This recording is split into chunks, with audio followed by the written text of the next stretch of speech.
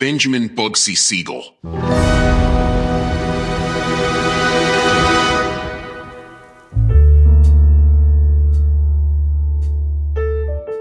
Benjamin Bugsy Siegel, sometimes known as Ben Siegel, was an American mobster who was a driving force behind the development of the Las Vegas Strip.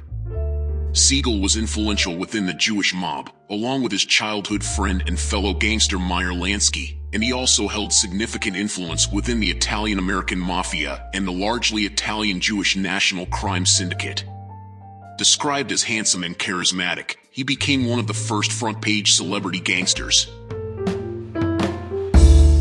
Siegel was one of the founders and leaders of Murder Incorporated and became a bootlegger during American Prohibition.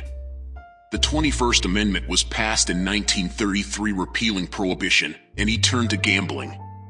In 1936, he left New York and moved to California. His time as a mobster during this period was mainly as a hitman and muscle, as he was noted for his prowess with guns and violence. In 1941, Siegel was tried for the murder of friend and fellow mobster Harry Greenberg, who had turned informant. He was acquitted in 1942. Siegel traveled to Las Vegas, Nevada, where he handled and financed some of the original casinos.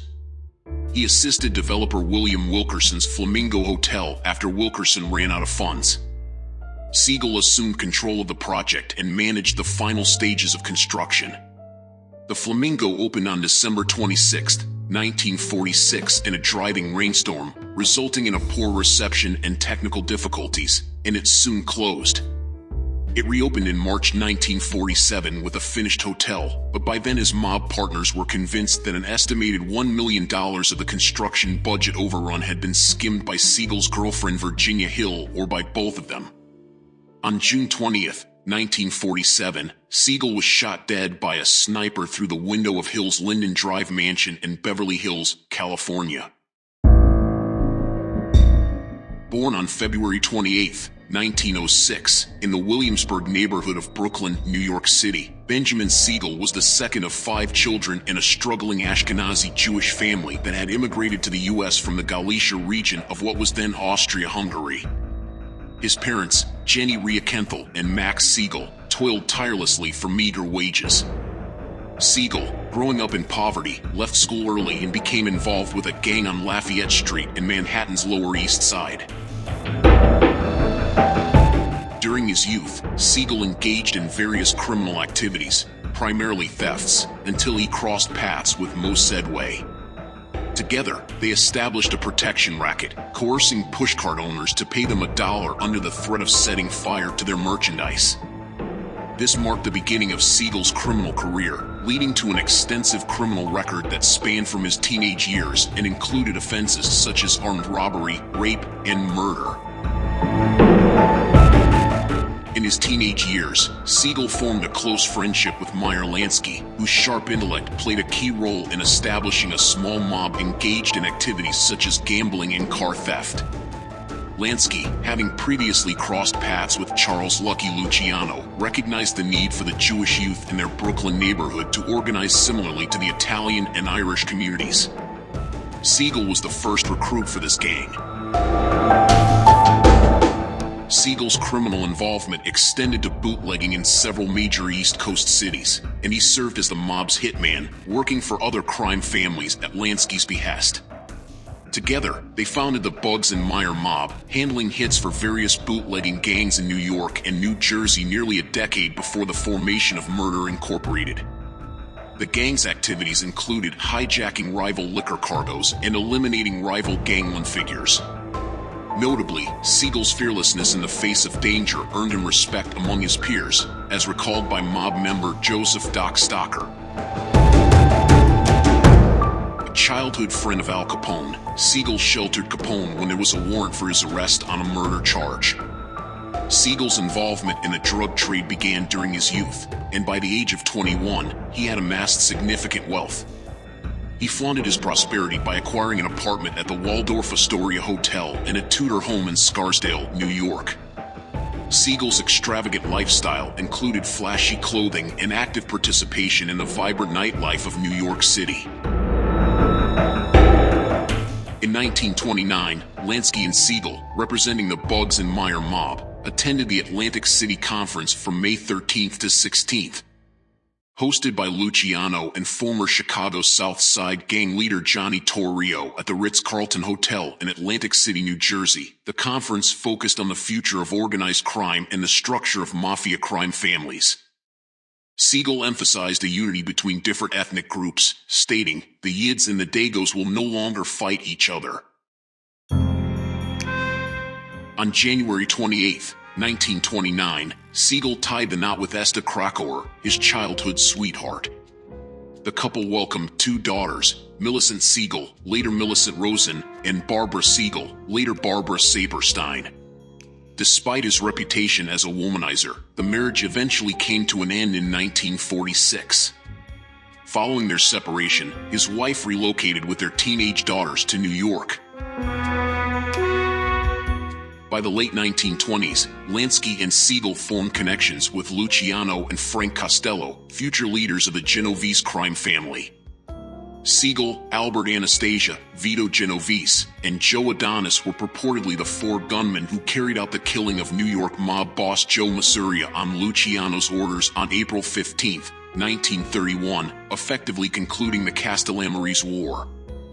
On September 10th of the same year, Luciano enlisted four gunmen from the Bugs and Meyer mob to assassinate Salvatore Maranzano in his New York office, solidifying Luciano's ascension to the top of the mafia and marking the inception of modern American organized crime. Following Maranzano's demise, Luciano and Lansky established the National Crime Syndicate, an alliance of crime families that wielded significant power in the underworld. The commission was formed to delineate mafia territories and prevent future gang conflicts. Alongside his associates, Siegel played a role in the creation of Murder Incorporated. Subsequently, control over Murder Incorporated transitioned to Buckleter and Anastasia after Siegel and Lansky moved on, although Siegel continued to operate as a hitman. Siegel's only legal entanglement occurred in Miami on February 28, 1932, he faced arrest for gambling and vagrancy, paying a $100 fine from a roll of bills. During this period, Siegel found himself at odds with the Fabrizio brothers, associates of Waxy Gordon. Gordon had hired the Fabrizio brothers from prison following information provided by Lansky and Siegel to the IRS about Gordon's tax evasion, leading to Gordon's imprisonment in 1933. In response to an assassination attempt by the Fabrizios, who breached Siegel's heavily fortified Waldorf Astoria suite with a bomb, Siegel sought revenge by hunting down and killing them. One of the brothers, Tony Fabrizio, had planned to expose Siegel's nationwide kill-for-hire squad in a memoir, but the mob discovered his intentions before he could carry them out. In 1932, Siegel, after establishing an alibi in a hospital, joined two accomplices to lure Tony Fabrizio outside by posing as detectives, ultimately gunning him down. In 1935, Siegel played a role in Luciano's alliance with Dutch Schultz and participated in the killing of rival loan sharks Louis Pretty Amberg and Joseph C. Amberg. Siegel became aware of the imminent danger as his hospital alibi came under scrutiny, and his adversaries were intent on eliminating him. In the late 1930s, the East Coast mob dispatched Siegel to California. Since 1933, he had made multiple trips to the West Coast, and in California, his mission involved establishing syndicate-approved gambling operations alongside Los Angeles family boss Jack Dragna. Upon his arrival in Los Angeles, Siegel enlisted gang boss Mickey Cohen as his chief lieutenant. Recognizing Siegel's reputation for violence and his support from Lansky and Luciano, whose message from prison urged Dragna to cooperate, Dragna assumed a subordinate role. On his tax returns, Siegel falsely claimed to earn his income through legal gambling at Santa Anita Park. He quickly took control of Los Angeles' numbers racket and utilized syndicate funds to facilitate a drug trade route from Mexico, along with organized circuits connected to the Chicago outfit's wire services. By 1942, the syndicate's bookmaking wire operations were generating a daily income of $500,000. In 1946, due to issues with Siegel, the outfit assumed control of the Continental Press and allocated a portion of the racing wire to Dragna, provoking Siegel's anger. Despite challenges with the wire services, Siegel managed various offshore casinos and a significant prostitution ring. Additionally, he maintained connections with politicians, businessmen, attorneys, accountants, and lobbyists who acted as fronts for him. In Hollywood, Siegel seamlessly integrated into elite circles, forming friendships with movie stars. Notably, he associated with George Raft, Clark Gable, Gary Cooper, and Cary Grant, alongside studio executives Louis B. Mayer and Jack L. Warner. Actress Jean Harlow, a close friend of Siegel, even became the godmother to his daughter, Millicent. Siegel invested in real estate and hosted extravagant gatherings at his Beverly Hills residence, earning admiration from emerging celebrities like Tony Curtis, Phil Silvers, and Frank Sinatra. Siegel's romantic entanglements included relationships with notable women, such as socialite Countess Dorothy DeFrasso. This association led Siegel to Italy in 1938, where he encountered Benito Mussolini and attempted to sell weapons. During this time, he also met Nazi leaders Hermann Göring and Joseph Goebbels, harboring an instant dislike for them and even offering to carry out a hit, a proposition he ultimately abandoned due to the Countess's fervent pleas. In Hollywood, Siegel collaborated with the syndicate to establish illicit operations. His strategy involved extorting movie studios by taking control of local trade unions, such as the Screen Extras Guild and the Los Angeles Teamsters. Siegel orchestrated strikes to coerce studios into paying him off, ensuring that the unions would resume their work. Exploiting his connections, he borrowed money from celebrities without any intention of repayment, confident that they would never demand it. In his initial year in Hollywood, Siegel amassed over $400,000 in loans from movie stars. On November 22, 1939, Siegel, along with Whitey Krakow, Frankie Carbo, and Albert Tannenbaum, carried out the killing of Harry Big Greenie Greenberg outside his apartment. Greenberg had posed a threat by considering cooperation with the police as an informant, leading to his targeted assassination as ordered by Buckleter. Tannenbaum confessed to the murder and agreed to testify against Siegel. In September 1941, Siegel faced trial for his implication in the murder, garnering attention for the preferential treatment he received in jail. This included his refusal to consume prison food, permission for female visitors, and authorized leave for dental appointments. Siegel enlisted attorney Jerry Giesler for his defense. Despite 2 state witnesses passing away and no additional testimonies emerging, Tannenbaum's testimony was disregarded. In 1942, Siegel was acquitted due to insufficient evidence, but the trial tarnished his reputation. Throughout the trial, newspapers exposed Siegel's history, coining the nickname Bugsy. Siegel detested the moniker as it derived from the slang term bugs, signifying crazy and referencing his erratic behavior. He preferred being addressed as Ben or Mr. Siegel. On May 25, 1944, Siegel faced another arrest, this time for bookmaking. Testimonials from George Raft and Mac Gray contributed to his acquittal later in 1944. In 1946, Siegel seized an opportunity to transform his public image and venture into legitimate business by partnering with William R. Wilkerson in the Flamingo Hotel. Back in the 1930s, Siegel, alongside Sedway, had explored prospects for expanding operations in southern Nevada, identifying opportunities and providing illicit services to crews working on the Boulder Dam. Lansky had entrusted Siegel with operations in Nevada, which he later delegated to Sedway before departing for Hollywood. During the mid-1940s, Siegel was strategically setting the stage in Las Vegas, while his associates developed a business strategy to dominate all gambling activities in Los Angeles. By May 1946, he determined that the arrangement with Wilkerson needed modification to grant him control of the Flamingo.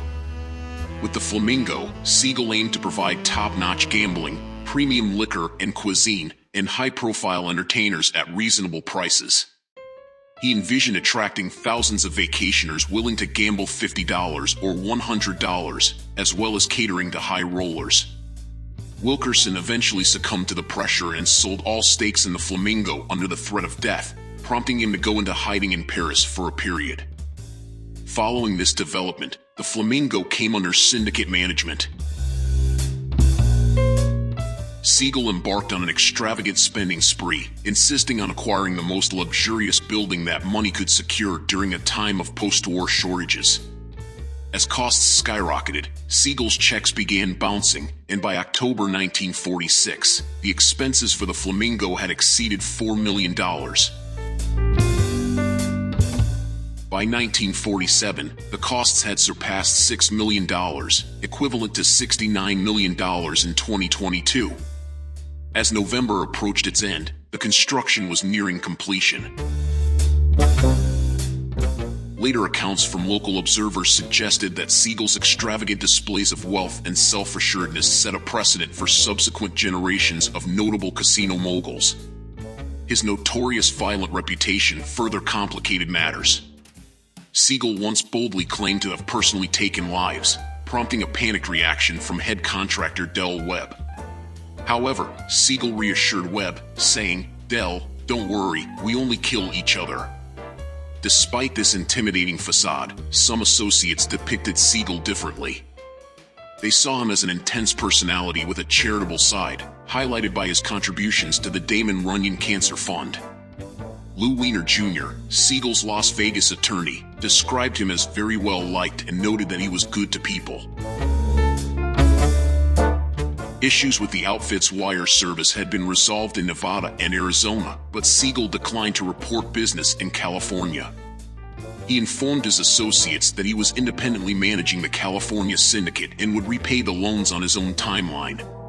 Despite this, the mob bosses exercised patience, recognizing Siegel's historical value as a reliable asset.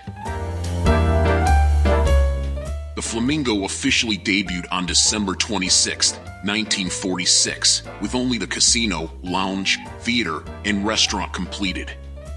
Although local residents attended the opening, few celebrities were present due to inclement weather. Some notable figures, including George Raft, June Haver, Vivian Blaine, Sonny Tufts, Brian Dunleavy, and Charles Coburn, braved the conditions and were welcomed by ongoing construction noise and a lobby covered in drop cloths. The desert's inaugural air conditioning system faced frequent breakdowns. While gambling tables operated, the luxurious rooms, intended to entice guests to stay and gamble, were not yet ready. During the evening, Siegel received word that the casino was losing money, leading to his frustration and verbal abuse, even ejecting at least one family. Within 2 weeks, the Flamingo's gaming tables were $275,000 in the red, prompting the entire operation to shut down in late January 1947. Siegel made extensive efforts to revitalize the Flamingo, undertaking renovations and seeking positive press. He enlisted Hank Greenspun as a publicist, and the hotel reopened on March 1, 1947, with Lansky in attendance, eventually turning a profit. However, by the time the profits began to improve, the mob bosses overseeing Siegel grew impatient. On the night of June 20th, 1947, Siegel and his associate Alan Smiley were at Virginia Hill's Beverly Hills home, reading the Los Angeles Times when an unidentified assailant fired at them through the window using a .30 caliber military M1 carbine. Siegel sustained multiple gunshot wounds, including 2 to the head. Some regarded the attack as a cowardly act, ambushing the formidable and well-armed Siegel from a distance. No one was charged in connection with Siegel's killing, and the crime remains officially unsolved. One theory suggests that Siegel's death resulted from his extravagant spending and possible embezzlement from the mob. In 1946, a meeting took place in Havana, Cuba, with the syndicate's board of directors, where a contract on Siegel's life was supposedly agreed upon. Lansky, reluctantly according to Stocker, allegedly concurred with the decision. Another theory proposes that Siegel was preemptively shot by Matthew Moose Panza, the lover of Sedway's wife B. This occurred after he sought Panza's protection upon learning that Siegel was threatening her husband. Siegel's growing resentment towards the control exerted by Sedway over his finances, at the mob's insistence, fueled his plans to eliminate Sedway. Former Philadelphia family boss Ralph Natale claimed that Carbo, at Lansky's behest, was responsible for Siegel's killing. Siegel's death certificate lists the cause of death as homicide, with an immediate cause of cerebral hemorrhage due to gunshot wounds of the head. Siegel sustained several other gunshot wounds, including shots through his lungs. According to Floribel Muir, 4 of the 9 shots fired that night destroyed a white marble statue of Bacchus on a grand piano and then lodged in the far wall. Following Siegel's demise, the Los Angeles Herald-Express featured a photograph of his bare right foot with a toe tag on its front page from the morgue. Despite the homicide occurring in Beverly Hills, Siegel's death thrust Las Vegas into the national spotlight as newspapers across the country published photographs of his lifeless body. The day after Siegel's murder, David Berman and his Las Vegas mob associates, Sedway and Gus Greenbaum, assumed control of the Flamingo Hotel and Casino.